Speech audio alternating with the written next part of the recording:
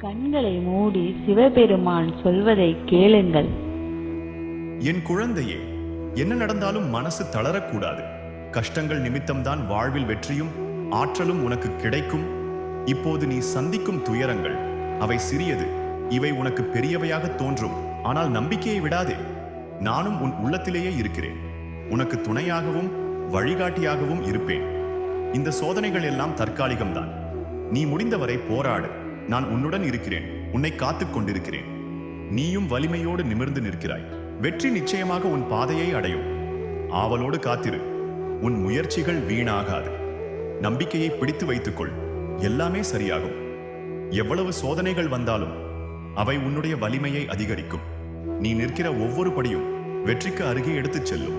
உன் ஆவல், உன் நம்பிக்கை இவைகளெல்லாம் வெற்றி பெறும்போது நீயே புரிந்து கொள்வாய். தைரியமாக இரு. நான் உன்னுடன் இருக்கிறேன்.